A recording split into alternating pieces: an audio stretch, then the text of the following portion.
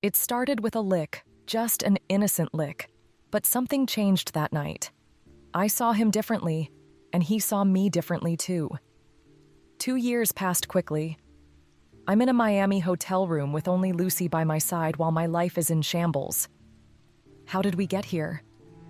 Let me tell you my story. Let me tell you about the day Lucy came into my life. I was just an ordinary woman preparing for college when this tiny Great Dane puppy entered my life. Don't worry, I'll tell you everything. I remember picking her up and feeling her little heart beating against my chest. At that moment, I didn't know how much she would change my life. We'd been together since the first day I met her. We never separated, and I can say that we decided to continue our lives like that. She followed me everywhere. She would curl up in my bed at night, her warm body pressed against my chest, and she was like a special part of my day. It was all so innocent back then, you know? But as Lucy grew, things started to change. I started to notice different things, like the softness of the fur I felt under my fingers, the way her eyes seemed to pierce me as if she knew my deepest secrets. I told myself it was normal, just a close bond between a woman and her dog. But inside, I knew it was more than that. I remember the night everything changed. I had been dumped by my boyfriend and was a mess. I was crying in my room, feeling like the world had ended. Lucy walked towards me, her big paws moving silently on the carpet. She nuzzled my face, licked my tears, and at that moment, something changed. It felt very different when her tongue was on my skin. For a while, even though the things I'm about to tell you came to mind, I wanted to push these thoughts out of my head. I devoted all my time to college applications and tried to focus on my future. But Lucy was always there, watching, waiting. I lived with that feeling inside me. One day I caught myself feeling jealous when I saw Lucy playing with the neighbor's dog. My stomach churned as I watched them playing in the yard, and I turned away. That's when I realized that our bond had crossed a line. This wasn't normal. I tried to ignore it to think that everything was okay, but the feelings continued to grow stronger and more intense with each passing day. Lucy's eyes followed me everywhere, it seemed. As the time for me to leave for college approached the night before I left, Lucy got into my bed one last time. I lay there motionless, just listening to Lucy's breathing, but all I could think about was Lucy. The thought of leaving her behind felt like a knife stabbing into me. I couldn't shake the feeling that something was different between us. I started making excuses to stay home. My friends would text me inviting me to parties or hangouts, but I would brush them off. Sorry. I have to take care of Lucy, I would say. They would tease me saying, "You're such a dog person." If only they knew the truth. One night, while Lucy and I were lying in bed, my hand moved on its own. I stroked her fur more slowly and deliberately than ever before. Lucy whimpered softly, and guilt hit me like a tsunami. What had I done? I curled up into a ball expecting Lucy to run away, but she didn't. She just snuggled closer, her warm breath warming the whole room. I told myself it was a one-time thing, a mistake. It wouldn't happen again, but even as I thought it, I knew I was lying to myself. Every time I was with Lucy, I would swear it would be the last time that I would pull myself together and go back to normal.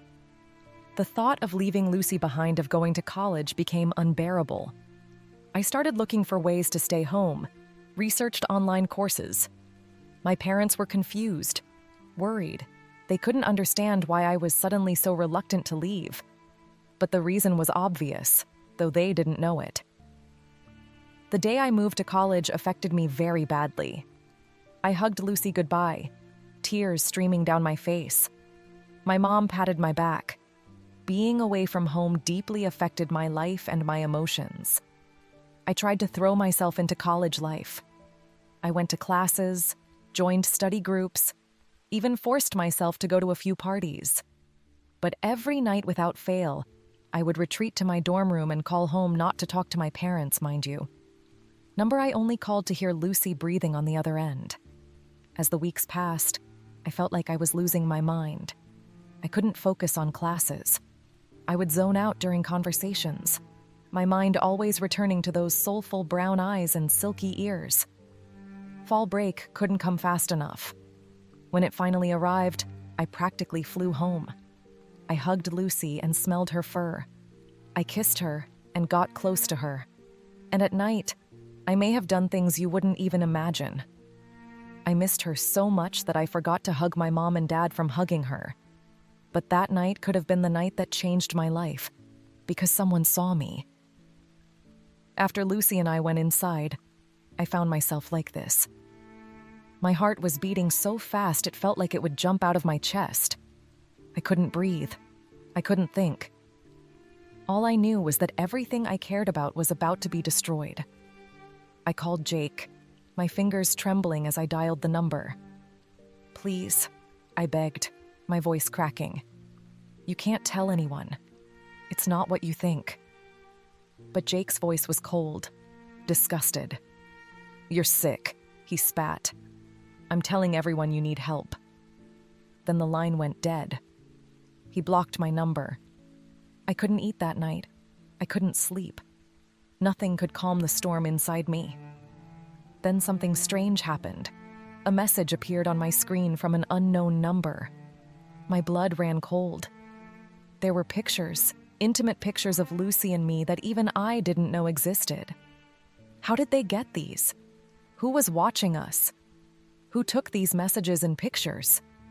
When I replied to the message, this is what happened.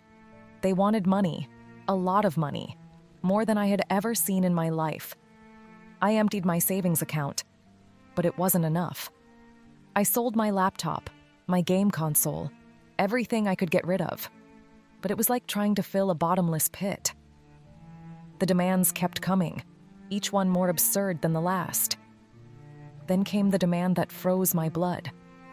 They wanted Lucy. My Lucy. The thought of giving her up made me physically ill. I would rather die than let them take her from me. That's when I knew we had to run, but where to? I had no money left, no friends to turn to. Everyone I knew would soon hate me if they didn't already. Lucy was the only thing I had in the world. I paced my room, racking my brain for a solution. That's when I saw it. My dad's credit card lying on the table. He always kept a spare card for emergencies. Well, this was definitely an emergency. I thought long and hard about whether I should take it. I packed everything I could fit into a bag. I took Lucy's leash and her favorite toy. When we snuck out at midnight, I couldn't help but feel like I was running from my own shadow. We were speeding along those deserted highways with only a backpack and each other. We rested in hotels. Lucy would curl up beside me on those lumpy beds, her warmth the only comfort in our new, chaotic world. But even as we put miles between us, the messages kept coming. How did they always know? I couldn't understand it, and I was about to lose my mind. Florida, with its scorching heat, beckoned like a mirage, promising anonymity. Miami, the end of the road. A place where a woman and her dog could disappear into the neon-lit nights. Let me tell you about the hotel we stayed in. It was a place forgotten by time with peeling paint and flickering neon lights. My probably worried parents. Jake's disgusted expression. The nameless, faceless blackmailer who brought us to this point. Lucy whimpered softly, resting her head in my lap. I looked at her steady breathing, the only sound in that miserable room, and I felt my heart break. "What have I done to us, girl?" I whispered, my voice cracking. She just snuggled closer, loyal to the end. Even in this pit of despair, she was trying to comfort me. That night in that miserable room, I hit rock bottom. The weight of every decision I had made, every mistake I had committed, crashed down on me. I'm a college graduate with no education, no friends, no future, and I had dragged Lucy into this mess, ripped her away from everything she knew. You might be wondering, why Miami? Why did I go so far? It was the farthest place we could reach, a place where we could blend into the crowds and the heat, a city where everyone has a past they're trying to forget.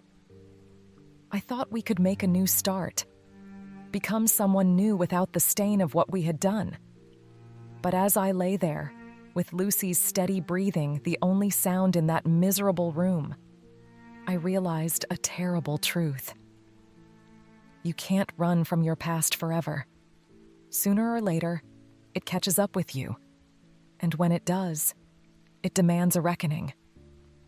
What happened after those 2 long years with Lucy? One night, Lucy was gone. She now lives with a new family, probably chasing tennis balls and being the silly, lovable dog she always should have been. I won't lie. I still think about her, but now I understand. What I felt wasn't love. It was an obsession that almost destroyed me. Please never even consider doing the crazy and foolish things I did. Since I'm a guest on this channel, don't forget to subscribe. Thank you for listening.